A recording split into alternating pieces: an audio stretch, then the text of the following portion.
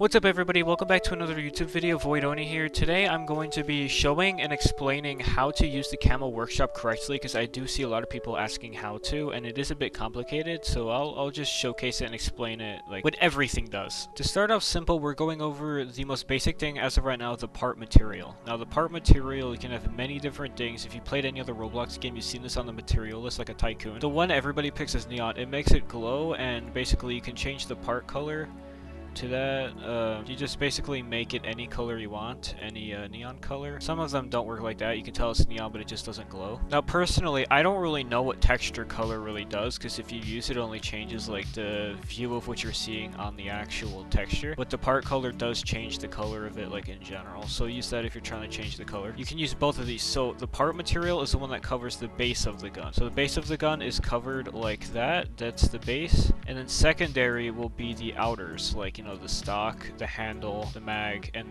this stuff right here. So if you wanted to change that, then you just go to whatever. Say you wanted to make it neon, you make it neon, and you make it, say, like you want dark red, so you go dark red. That's basically how to use the part material on both of them. The next part of this video is going to be showcasing the texture IDs. Now everybody knows how to use them for the most part, but I'll be giving a better explanation here. So for the texture ID, all you gotta do is input either an ID you made or search up Roblox decals on a browser, go on it, and then look for one yourself. Remember, you could always create one for yourself though, like I did here. Once you put in the texture ID, press enter, and then it'll appear on your gun. I'm gonna look at the FAMAS because it looks better. So like with this gun, right, if you want to just mix and match it, you can just either just do this, put in the ID there, and make it the full gun, or you don't have to reset it. Go to neon, not glass, neon, part color, make it that. Now that looks really cool. Now let me show you something about the texture ID that not a lot of people can get. So for the first one, we're going to talk about the U speed. The U speed is the one that makes it move in directions. So if you keep it at 10, it moves that way. If you put it like say 100, it'll go that way. Like it'll just start going really fast in the direction it was originally going. So if you keep it like that, it'll keep going that way. But if you put it at 5, it'll slightly go up, but you can tell it's still going to the left. If you put it at 1, it just goes up. If you put it at -5, it'll go the other way. -10, it'll go backwards. So it kind of goes on from there. You can kind of just do whatever you want with it. It doesn't really matter, but I think that's really cool how you can customize which direction it goes and the speed at which it goes. So like you can do maybe 10,000, it'll just start going really fast. And yeah, you can kind of just find what you're comfortable with, like 7 maybe. Well, that's cool. Or 1. Oh, that's cool. Now for the next one, we're going to talk about the V speed. This controls if it goes up or down. So say like we did 1 and then we did 5. It'll go slower as it goes up. So you see that? It just goes really slow. Same thing if you're going like here. But just to make it more basic for you, I'll show you here. So you see how it's going up? You put it at 1, it doesn't really go in any direction. It just goes straight.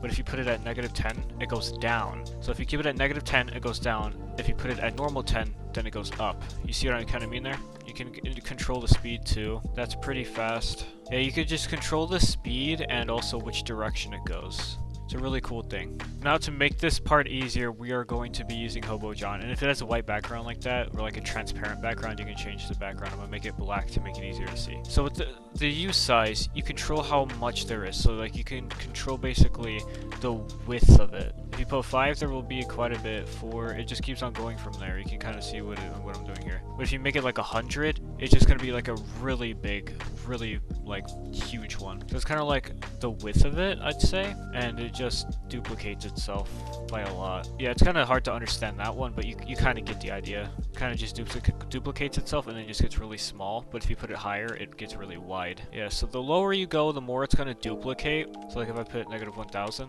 what the heck? There's just so many. I don't even know what's going on. So yeah, so the lower you go, the more there will be. The higher you go, the less there will be, if that makes sense. Now the next one we're going to talk about is V size. This controls the height. So like if you put it at 5, it gets kind of smaller. If you put it at 2, it gets really small. If you put it at 10, it's back to normal. So if you put it -10, he gets bigger because instead of it going smaller, it gets bigger. So if you put it at 1, he's very small. But if you put it at -1, he's back to normal.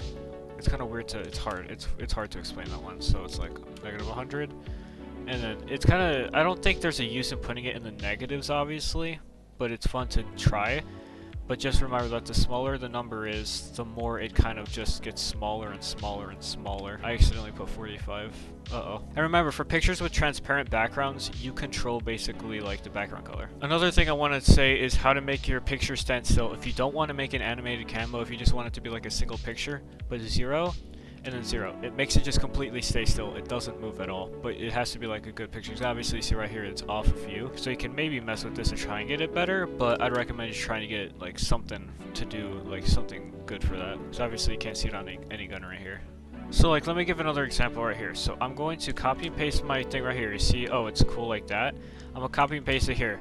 That doesn't really look right to me personally. Let me make it so that it doesn't move. See, look, the handle moves, like it stays still while everything else stays animated. Like all the little features here, they stay still, but the main gun itself stays animated. Or if you wanted to do it backwards, then you could, right here, right here.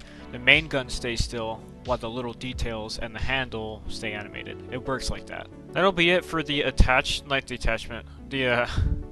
that'll be it on the Camo Workshop tutorial. Hope you guys enjoyed, hope this helped out, and I'll see you guys next video. Peace.